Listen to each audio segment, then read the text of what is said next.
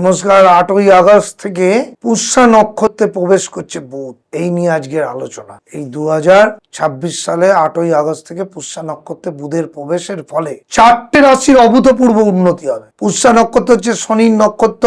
আমি একটা কথা বলবো, যাদের জন্মছকে পুষ্যা নক্ষত্র আছে কোনো না কোনো জায়গায়, তারা কিন্তু উন্নতি করবেই করবে। কারণ পুষ্যা নক্ষত্র শনির নক্ষত্র, এবং পুষ্যা নক্ষত্র স্ট্রাগল এবং বুদ্ধি দুটো দিয়ে লাইফে সাকসেস পায়। তাই তাদের কোনোদিন অর্থনৈতিক অবক্ষয় আসে না। 4টে রাশি কে কে?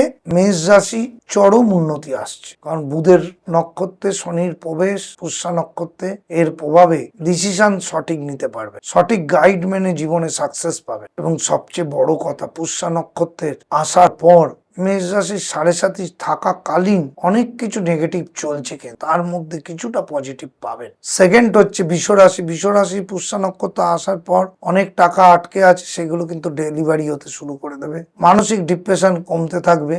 এবং বৃষ রাশির সবচেয়ে বড় ব্যাপার হচ্ছে বুধ এবং শনি তার রাজ্যকারক গ্রহ, তাই জন্য দু দিক দিয়ে তার সাপোর্ট আসতে চলেছে। তাই বৃষ রাশির 8ই আগস্টের পরে বিবাহিত জীবন, কর্মজীবন, সাকসেসের দিক, এডুকেশনের দিক, বিদেশ যাত্রার দিক খুব ভালো সময় আসছে। এরপরে বলবো 4টে রাশির মধ্যে মিথুন রাশি। মিথুন রাশির খুব ভালো হবে, কারণ মিথুন রাশির বুধ রাজ্যকারক গ্রহ আর শনি প্রবেশ করছে পুষ্যা নক্ষত্র। প্রচন্ড সাকসেস, নতুন কিছু কর্ম জায়গাটা খুলে যাবে দরজা, এবং মানসিক ডিপ্রেশন কমতে থাকবে। যারা এডুকেশন করছে তাদের প্রচুর ভালো কম্বিনেশন আসবে এডুকেশন লাইফ, এবং যারা বিদেশ যেতে চান এই সময়টা কাজে লাগা। এবং ফোর্থ রাশি হচ্ছে কন্যা রাশি। কন্যা রাশি বুধের রাশি, বুধ রাজ্যকারক গ্রহ। নতুন ভাবে ভাবুন, পুষ্যা নক্ষত্রে এলে নতুন বিজনেস, নতুন কর্ম, নতুন চাকরির ক্ষেত্রে কিন্তু প্রচন্ড সাকসেস আসবে।